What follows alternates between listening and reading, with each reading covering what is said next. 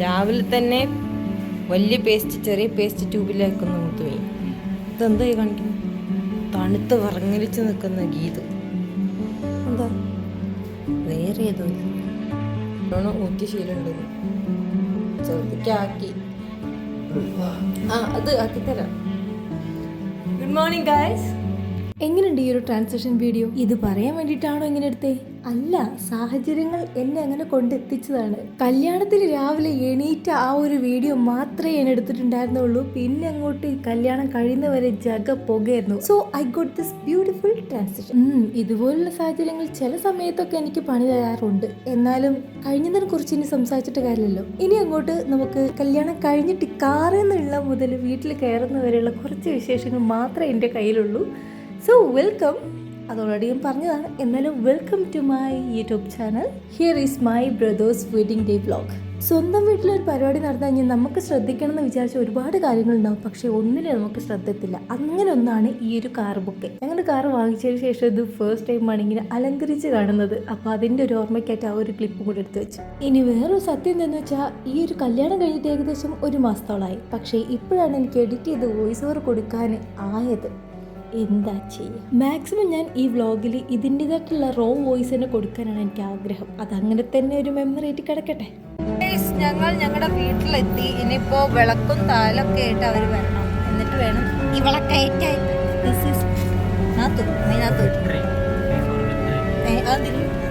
Success ആയിട്ട് കല്യാണം കഴിച്ചു. ഏകദേശം പരീക്ഷണം തന്നെയാണ്. താലി കെട്ടെന്ന് പറയണത് ഇവൻ കിടന്നിങ്ങനെ വിറക്കാനുണ്ടായിരുന്നു. അനക്ക് ഭയങ്കര ധൈര്യം ചേട്ടാ ചേട്ടാ.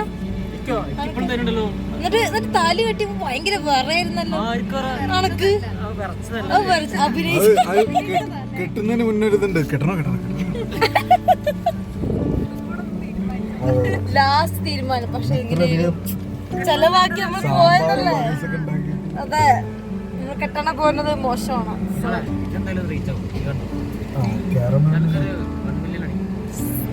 ഈശ്വരന്റെ നാക്ക് പൊന്നാവട്ടെ. അനക്കെന്ത് ചെലവ് വേണ്ട പറഞ്ഞു? എന്താ വേണ്ടത്? ആയിക്കോട്ടെ ആയിക്കോട്ടെ, ശരി ശരി. പച്ചു ബി റെഡി ഫോർ വലുതുകാലി വെച്ച് കയറും. കുറച്ച് ഓവറായല്ലേ, ആൾക്കാർ ശ്രദ്ധിക്കാം.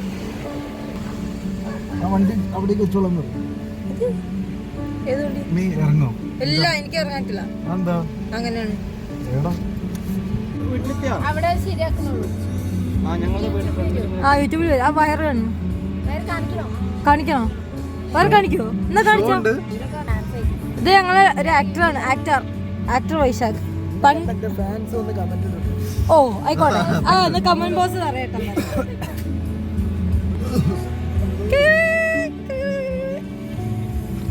പക്ഷെ ബോയ് കുറച്ച് കഴിഞ്ഞിട്ട് വന്നാൽ ആരും സബ്സ്ക്രൈബ് ചെയ്യരുത്, എല്ലാവരും ഡിസ്ലൈക്ക് ചെയ്യാം. എന്തൊരു മോട്ടിവേഷൻ.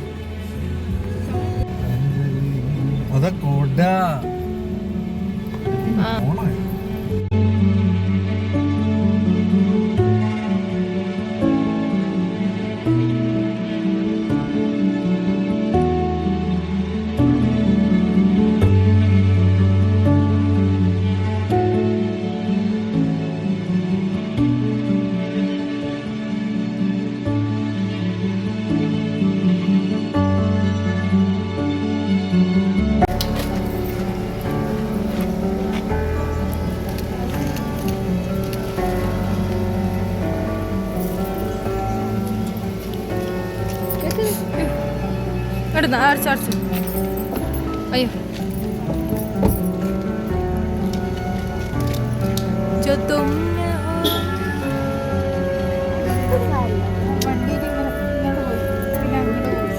പിന്നെ അങ്ങോട്ട് പോയി. പിന്നെ ഇവന്റെ ഭാഗം ഇവന്റെ ഓലക്കൊടയും. അതാ നമ്മള് മുല്ലപ്പൂ തൂക്കിയില്ലല്ലേ. അതാ മുത്തുവി കല്യാണം കഴിച്ചു. അതാ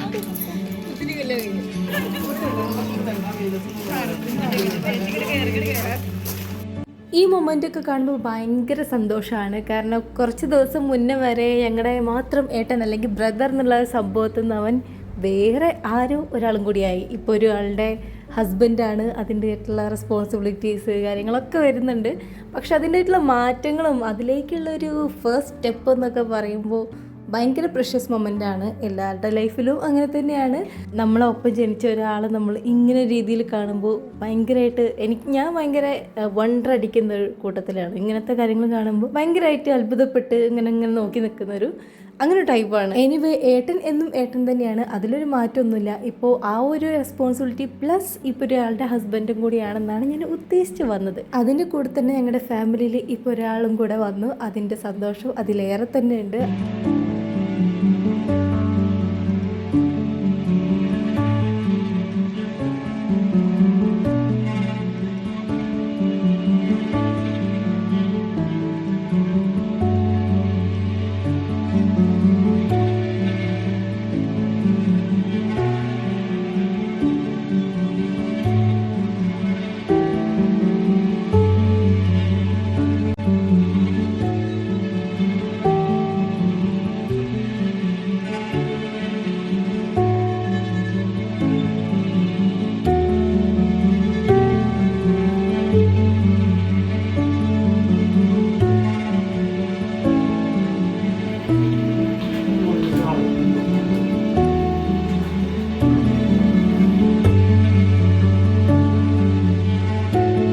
എല്ലാവരും ഫംഗ്ഷന് മുന്നെയാണ് ഫിറ്റ് ചെക്ക് ചെയ്യുന്നതെന്നുണ്ടെങ്കിൽ നമ്മളെപ്പോഴും വെറൈറ്റി ചിന്തിക്കുന്ന ആളുകളാണ്. അതുകൊണ്ട് നമ്മൾ ഫംഗ്ഷന് ശേഷമാണ് ഫിറ്റ് ചെക്ക് ചെയ്യുന്നത്, അല്ലാതെ സാഹചര്യങ്ങളുടെ സമ്മർദ്ദം മൂലം കൊണ്ടൊന്നുമല്ല.